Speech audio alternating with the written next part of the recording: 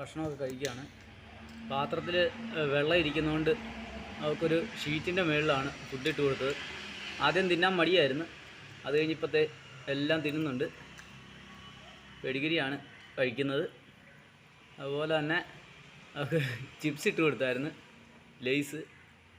നോക്കിയാൽ മണത്ത് പോലും നോക്കുന്നില്ല, അതുകൊണ്ട് പോയി വെള്ളം കുടിക്കുന്നു.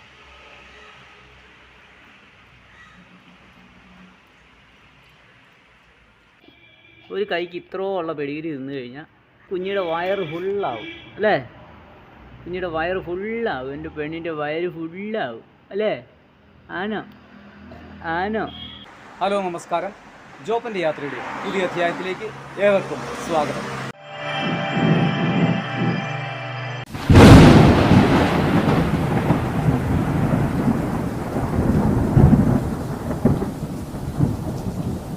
യാത്ര പുറപ്പെടുകയാണ്. ഒരു 3-4 ദിവസമായിട്ട് നമ്മൾ ഈ വർക്ക്ഷോപ്പിലാണ് താമസിച്ചത്. ഇവിടെ പായൊക്കെ വിരിച്ച് കിടക്കുകയായിരുന്നു. ഇവിടെ നമുക്ക് അവർ ബൈചേട്ടൻ്റെയും അച്ചായൻ്റെയും വർക്ക്ഷോപ്പാണ്. ഇവിടെയാണ് നമ്മൾ കിടന്നുറങ്ങിയത്. ഇതുകൊണ്ട് ഈ ഷീറ്റൊക്കെ ഇട്ട് നമ്മൾ സുഖമായിട്ട് ഇവിടെ കിടന്നുറങ്ങി. അപ്പോൾ 4 ദിവസത്തോളമായി നമ്മളിവിടെ എത്തിയിട്ട് 3 ദിവസത്തോളം കിടന്നുറങ്ങി. ഇതാണ് അവരുടെ ഷോപ്പ്. ഈ ബൈചേട്ടനും അച്ചായനും കൂടിയാണ് വിമാനമുണ്ടാക്കി പ്രശസ്തരായ വ്യക്തികൾ. അപ്പോൾ ഞാനിവിടെ വരുമ്പോൾ 1 റുപ്പി മിഷൻകാരും ഇവിടെ ഉണ്ടായിരുന്നു. അവർ ഇന്നലെ ഇവിടുന്ന് യാത്ര തിരിച്ചു. ഞാനിന്ന് ഇറങ്ങുകയാണ്. അവരിപ്പോൾ പുനലൂർ റൂട്ടിലാണ് പോകുന്നത്. തിരുവനന്തപുരത്തൂടെ അവർ തമിഴ്നാട്ടിലേക്ക് പ്രവേശിക്കാനാണെന്നാണ് പറഞ്ഞത്. അപ്പോൾ അവരും ടൈം എടുത്താണ് പോകുന്നത്. കാരണം അവർക്ക് അവരുടെ 5 വീടുകളുടെ പണികൾ പൂർത്തിയാക്കേണ്ടതുണ്ട്. അതുപോലെ തന്നെ ഇവിടെ നിന്നാണ് നമ്മൾ ഭക്ഷണം കഴിച്ചുകൊണ്ടിരുന്നത്. ഇവിടെ കുറേ പേരുണ്ട്. ഇവിടുത്തെ അച്ഛനുണ്ട്, അപ്പുറത്തെ അമ്മച്ചിയുണ്ട്, ഇപ്പുറത്തെ ചേച്ചിയുണ്ട്. ഞാൻ യാത്ര പറഞ്ഞ് ഇറങ്ങുകയാണ്. വീണ്ടും കാണണം കേട്ടോ.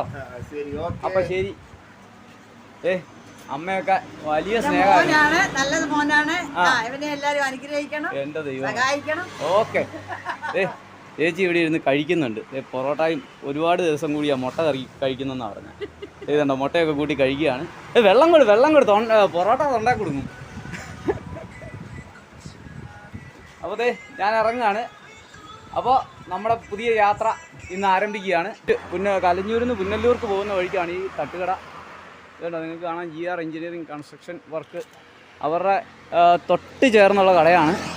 അപ്പോൾ ഇതുവഴി വരുന്നവർക്ക് നല്ല വീട്ടിലെ ഭക്ഷണം കഴിക്കണേൽ ഇങ്ങോട്ട് കയറിയാൽ മതി. ന്യായമായ വിലയേ ഉള്ളൂ. നമ്മൾ വീട്ടിൽ നിന്ന് കഴിക്കുന്ന പോലെ തന്നെ അവിടെ ഫുഡ് നമുക്ക് കിട്ടും.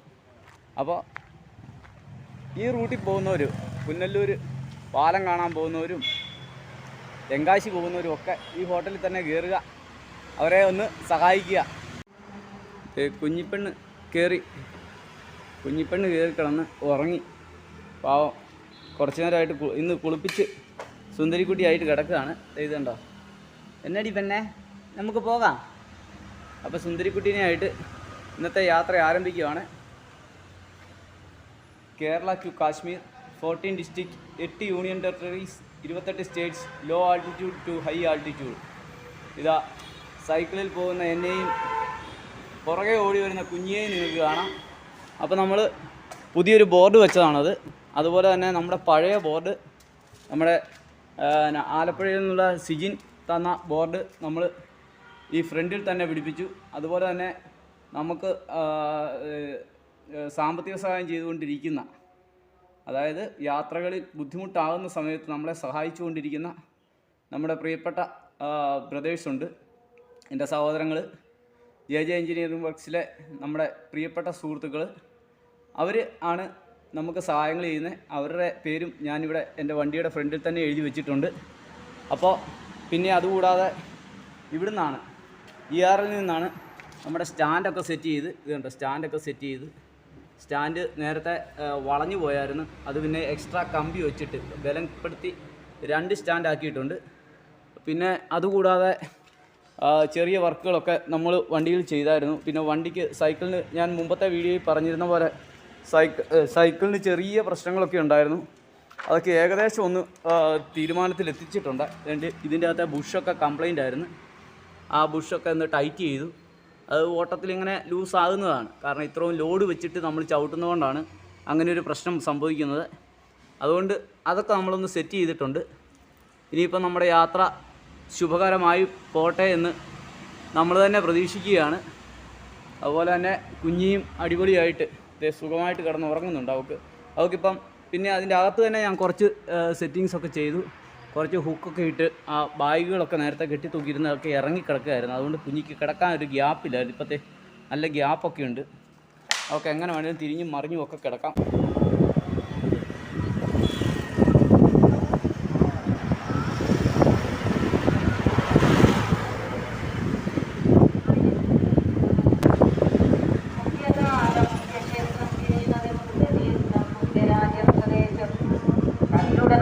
മറ്റും ശുഭസ്ഥലം തന്നിലിരുന്നു യജ്ഞങ്ങൾ ചെയ്യണമേ.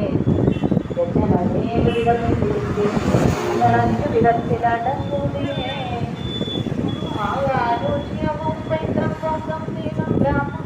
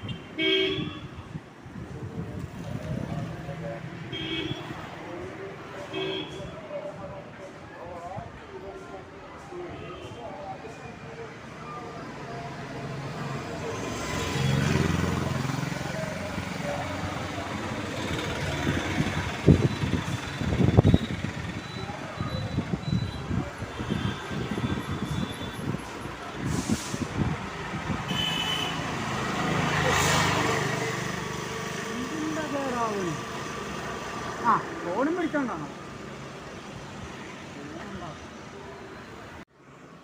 അപ്പോഴത്തേ ഇവിടെ നമ്മുടെ റേഷൻ കടയുടെ ഫ്രണ്ടിൽ വെച്ച് കണ്ടതാണ്.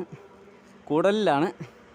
അപ്പോൾ ചേട്ടായിമാർ എന്നോട് ചോദിച്ച് യാത്രയെക്കുറിച്ച് ചോദിക്കുമായിരുന്നു. ചേട്ടൻ്റെ പേരെന്നാ?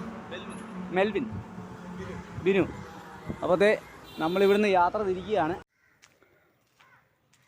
അപ്പോൾ പത്തനംതിട്ട വന്നിട്ട് വിമാനത്തെ കയറിയില്ലെന്ന് ആരും പറയല്ലോ. അപ്പോൾ നമ്മളൊരു വിമാനത്തെ കയറാൻ വേണ്ടി വന്നതാണ്. അതായത് യൂട്യൂബറിനെ കാണാൻ പോയിട്ട് യൂട്യൂബർ അവരെ മൈൻഡ് ചെയ്യാത്തതുകൊണ്ട് മക്കൾ പറഞ്ഞിട്ട് മക്കൾക്ക് വേണ്ടി സ്വയം യൂട്യൂബറായ ഒരപ്പനുണ്ട് ഇവിടെ. ആ അപ്പൻ്റെ പേരാണ് ബൈജു. ഇതാണ് ആ വ്യക്തി. പറ, ആ കഥയൊന്ന് പറഞ്ഞ് എന്താ സംഭവിച്ചെന്ന്. കഥ, ഞങ്ങളുടെ കുട്ടികൾക്ക് യൂട്യൂബർമാരെ ഭയങ്കര ഇഷ്ടമായിരുന്നു. ഇഷ്ടമാകാനുള്ള കാരണം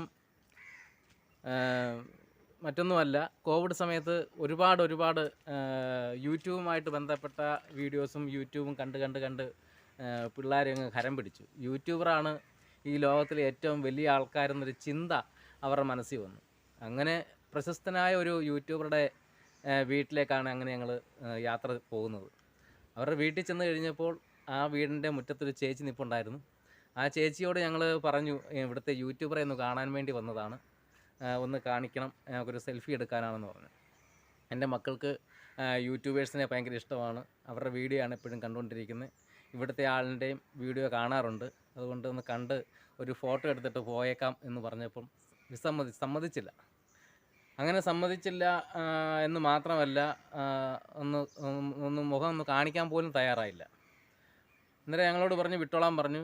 ഞങ്ങൾ ഒരുപാട് ഉപാധികളൊക്കെ ഒന്ന് പറഞ്ഞു, ദൂരത്ത് കൊണ്ടുവന്ന് വന്നതാണ്, അതുകൊണ്ട് ജസ്റ്റ് ഒന്ന് കണ്ടിട്ട് പോയേക്കാന്നൊക്കെ പറഞ്ഞു കഴിഞ്ഞപ്പോഴൊന്നും ഒരു മൈൻഡും ഇല്ല. പുള്ളിക്കാരി പറഞ്ഞു ഇവിടെ റെക്കോർഡിങ് നടന്നുകൊണ്ടിരിക്കുകയാണ്, ബിസിയാണ്, പുള്ളിക്കാരനെ ഇപ്പം തിരക്കാണ്, അങ്ങനെ പല കാരണങ്ങളൊക്കെ പറഞ്ഞു. അങ്ങനെ മനസ്സോടെ ഞാൻ എൻ്റെ കുട്ടിയുമായിട്ട് റോഡിലേക്ക് ഇറങ്ങി വന്നു. എന്നിട്ട് ഞാൻ പറഞ്ഞു, മോനെ നമുക്ക് പോയേക്കാം, വണ്ടിയിൽ കയറിക്കുമെന്ന് പറഞ്ഞു കഴിഞ്ഞപ്പം അവൻ അവിടെ നിന്ന് കരയാൻ തുടങ്ങി. അപ്പോൾ ഞാൻ എൻ്റെ മകനോട് പറഞ്ഞ ഒരു വാക്കാണ്, മകനെ നീ കരയണ്ട, ഇനി നിൻ്റെ യൂട്യൂബർ ഞാനാണ്. അങ്ങനെയാണ് ഞാൻ യൂട്യൂബർ ആകാനുള്ള ഒരു വേഷം എടുത്ത് അണിയുന്നത്. അങ്ങനെ ഒരു 4 മാസം കഴിഞ്ഞു, എന്നിട്ടൊന്നും യൂട്യൂബർ ആയിട്ടില്ല. ഇടയ്ക്കിടയ്ക്ക് എൻ്റെ മകൻ എന്നോട് പറയുന്നുണ്ട്, എനിക്കൊരു വാക്ക് തന്നിട്ടുണ്ട് പപ്പ, യൂട്യൂബർ ആകാമെന്ന്. ആ വാക്ക് പാലിച്ചേ പറ്റത്തുള്ളൂ, അതേപോലെ തന്നെ ലോകം അറിയപ്പെടുന്ന ഒരു യൂട്യൂബർ ആയേ പറ്റത്തുള്ളൂ, അല്ല എങ്കിൽ ഞാൻ സമ്മതിക്കത്തില്ല എന്നൊക്കെ പറയുന്നുണ്ട്. എപ്പോഴും കളിയാക്കും യൂട്യൂബർ എന്നൊക്കെ പറഞ്ഞു, കാരണം ഒരു യൂട്യൂബർ ആയില്ലല്ലോ. എന്നാൽ പിന്നെ ഞാൻ വിചാരിച്ചെന്നാൽ ഒരു യൂട്യൂബർ ആയേക്കാം, കുട്ടികൾക്ക് വേണ്ടി അല്ലേ, അത് തന്നെ നമ്മളൊരു വാക്ക് കൊടുത്തതല്ലേ, അപ്പോൾ നമ്മൾ യൂട്യൂബർ ആയാൻ പറ്റത്തുള്ളൂ. എന്നാലും ഞാൻ ചിന്തിച്ച്, ലോകം മുഴുവൻ അറിയപ്പെടുന്ന ഒരു യൂട്യൂബർ ആകണമെങ്കിൽ നമ്മൾ എന്ത് ചെയ്താൽ പറ്റും? ഒരുപാട് ചിന്തകളൊക്കെ മനസ്സിൽ വന്നപ്പോഴൊക്കെ ആ ചിന്തയൊന്നും വലിയ റോളൊന്നും ഇല്ലാത്ത ചിന്തകളായി. അപ്പം പിന്നെ ഒടുവിൽ ഞാൻ ചിന്തിച്ചു, എന്ത് ചെയ്താൽ പറ്റും, ലോകം മുഴുവൻ അറിയപ്പെടുകയും വേണം. അങ്ങനെ ചിന്ത കഴിഞ്ഞപ്പം എൻ്റെ മനസ്സിൽ വന്ന ഒരു സംഭവം, ഒരു ഫ്ലൈറ്റ് തകരണം. ഫ്ലൈറ്റിനോളം വലുപ്പമുള്ള ഫ്ലൈറ്റ് ഉണ്ടാക്കുകയും ആ ഫ്ലൈറ്റ് എവിടെയെങ്കിലും കൊണ്ട് തകർക്കുകയും ചെയ്താൽ, കാരണം ഒരു ഫ്ലൈറ്റ് തകർന്ന ഒരു വാർത്തയൊക്കെ എന്ന് പറഞ്ഞാൽ ലോകം മുഴുവൻ അങ്ങ് വൈറലായി അങ്ങ് പോകും. കാരണം അതിന് ഭാഷവർഗ വർണ്ണ വ്യത്യാസങ്ങളൊന്നുമില്ല. അങ്ങനെ ഒരു ഫ്ലൈറ്റ് തകർക്കണമെന്ന് ചിന്തിച്ചു. അപ്പം ഫ്ലൈറ്റിനോളം വലിപ്പമുള്ള ഒരു ഫ്ലൈറ്റ് അങ്ങനെ ഞങ്ങൾ 4 പേര് കൂടി, അതായത് ഞാനും 2 മക്കളും എൻ്റെ ഭാര്യയും കൂടി അങ്ങനെ ഉണ്ടാക്കാൻ തുടങ്ങി. അങ്ങനെ 2 മാസത്തെ കഠിനാധ്വാനത്തിൻ്റെ ഫലമായിട്ട് ഇങ്ങനെ ഒരു ഫ്ലൈറ്റ് അങ്ങ് രൂപപ്പെട്ടു. അങ്ങനെ ഞങ്ങൾ കൊണ്ടുപോയി തകർക്കാനുള്ള പ്ലാനായിരുന്നു. അതൊന്നും പിന്നെ നടന്നില്ല. എങ്കിലും ഞങ്ങൾക്ക് നല്ലൊരു ഫ്ലൈറ്റ് ഉണ്ടാക്കാനും ലോകം മുഴുവനും വാർത്ത പോകാനും ഇടയായി. മനോരമ, മാതൃഭൂമി, ദേശാഭിമാനി, 24 എന്ന് വേണ്ട എല്ലാ ചാനലിനകത്തും വാർത്തയും വന്നു. അതേപോലെ 25 മില്യണിലേക്ക് ഞങ്ങളുടെ ഈ വിമാനത്തിൻ്റെ കഥ ഓടാനിടയായ ഒരു വലിയ ഒരു സംഭവമുണ്ട്. അങ്ങനെയാണ് നമ്മൾ യൂട്യൂബറായി മാറുന്നത്. മക്കൾക്ക് വേണ്ടി യൂട്യൂബറായ ആ വ്യക്തിയാണിപ്പോൾ ആ കാര്യങ്ങൾ പറഞ്ഞത്. ഇത് കണ്ടോ, ഇതാണ് ആ ഫ്ലൈറ്റ്. അപ്പനും അമ്മയും മക്കളൂടെ പണിത ആ വലിയ ഫ്ലൈറ്റ്. ഇത് ഏകദേശം എന്തായിരുന്നു നീളമുണ്ട് ഇതിൻ്റെ അളവ്? ഇതിന് 35 അടി നീളവും 500 കിലോ വെയിറ്റും ഉണ്ട്. ഇത് എനിക്ക് ഒരുപാട് ഹെൽപ്പ് ചെയ്തൊരു വ്യക്തിയാണ്. ഈ വിമാനം എടുത്തുകൊണ്ട് പോകാനും വരാനും ഒക്കെ ഒരുപാട് സഹായിച്ചൊരു വ്യക്തിയാണ് ഇദ്ദേഹം. ഇദ്ദേഹത്തിൻ്റെ പേരാണ് റെജി, അല്ലെങ്കിൽ നമ്മൾ ലോറൻസ് വർഗീസ് എന്നും വിളിക്കാറുണ്ട്. ഇദ്ദേഹം പത്തനാപുരംകാരനാണ്, കൂടുതലുകാരനായിരുന്നു, ഇപ്പം പത്തനാപുരത്താണ് താമസം.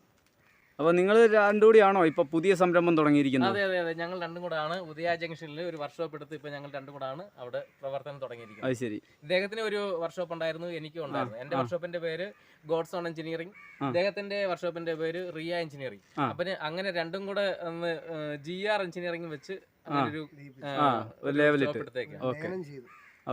എങ്ങനെയാ, ഫൈബർ ആണോ അതോ? ACP ഷീറ്റ് ഉണ്ട്, മെറ്റൽ ഉണ്ട്, അതേപോലെ പ്ലാസ്റ്റർ ഓഫ് പാരീസ് ഉണ്ട്, നെറ്റ് ഉണ്ട്, സ്ക്വയർ ട്യൂബുകളുണ്ട്, അങ്ങനെയുള്ള വർക്കുകളായത്. അത് ശരി. അപ്പോൾ ഏകദേശം 2 മാസം എടുത്ത്. ഏകദേശം ഞങ്ങൾ 2 മാസത്തോളം ഫുൾ ടൈം പണിഞ്ഞില്ല, രാത്രിയിലേക്കായിരുന്നു കൂടുതൽ വർക്ക് നടക്കുന്നത്. കാരണം നമ്മുടെ കാര്യങ്ങളൊക്കെ ഉണ്ടായിരുന്നത് കൊണ്ട് രാത്രിയിലൊക്കെ കൂടുതൽ വർക്ക് ചെയ്ത് അങ്ങനെ അത് ശരി എടുത്തതാണ്. അപ്പോൾ കാലപ്പഴക്കം കൊണ്ട് കുറച്ച് പൊട്ടലും ചീറ്റിലൊക്കെ ഉണ്ടായിട്ടുണ്ട്. എന്നാലും ഞങ്ങളിപ്പം മെയിൻ്റെനൻസ് ചെയ്ത് ഞങ്ങളിപ്പം അവിടെ കൊണ്ടുപോകും. ഇപ്പം ഇവരുടെ പുതിയ പദ്ധതി എന്ന് പറഞ്ഞാൽ മറ്റൊന്നുമല്ല, ഇവരുടെ വർക്ക്ഷോപ്പിൻ്റെ ഫ്രണ്ടിൽ ഈ ഫ്ലൈറ്റ് വെക്കാനുള്ള ഒരു പ്ലാനിങ്ങിലാണ്. അതായത് ക്രിസ്തുമസിനോടനുബന്ധിച്ച് തന്നെ ഇത് അവിടെ എത്തിക്കുമെന്നാണ് ഇവർ പറഞ്ഞത്. അപ്പോൾ ഇത് പീസാക്കിയിട്ട് അവിടെ എത്തിക്കുക എന്നുള്ള ഒരു വലിയ കടമ്പയാണ്. പക്ഷേ ഇത്രയും വലിയ കാര്യങ്ങൾ ചെയ്യാൻ പറ്റുന്നവർക്ക് അതൊക്കെ ഒരു ചെറിയ സംഭവം മാത്രമാണ്. അപ്പോൾ ഈ ഫ്ലൈറ്റ് ഇനി നമുക്ക് ഉദയ ജംഗ്ഷന് മുമ്പിലുള്ള കലഞ്ഞൂർ ഉദയ ജംഗ്ഷന് മുമ്പിലുള്ള GR എഞ്ചിനീയറിംഗ് വർക്ക്സിൽ നമുക്ക് കാണാൻ പറ്റും. അപ്പോൾ സന്ദർശിക്കേണ്ടവർ ഇനി കുന്നും മലയും കയറി പുള്ളിയുടെ വീട്ടിലോട്ട് വരണ്ട. അവിടെ നമുക്ക് ഡിസംബർ മാസത്തിൽ തൊട്ട് ക്രിസ്മസിന് ഏകദേശം സെറ്റാക്കും അല്ലേ? അപ്പോൾ ക്രിസ്മസിന് മുമ്പായിട്ട് ഇതവിടെ എല്ലാവർക്കും കാണത്തക്ക രീതിയിൽ അവർ പ്രദർശിപ്പിക്കുന്നതാണ്. അപ്പം നല്ല രീതിയിൽ ഇവരുടെ എല്ലാ സംരംഭങ്ങളും മുന്നോട്ട് പോകട്ടെ എന്ന് ആശംസിക്കുകയാണ്. എൻ്റെ കൂടെ ഒരാളുണ്ടായിരുന്നു, ഇതിലേ പോയി കുഞ്ഞിയേ. ഈ ഫ്ലൈറ്റിൻ്റെ പൈലറ്റ് ഇവിടെ റെഡി ആയിട്ടുണ്ട്. ഒരു ലേഡി പൈലറ്റാണ്, കുഞ്ഞി എന്നാണ് പേര്. ഇത് കണ്ടോ, ഫ്ലൈറ്റിൻ്റെ മുകളിലൊക്കെയാണ് ആശാത്തി കയറിയിരിക്കുന്നത്.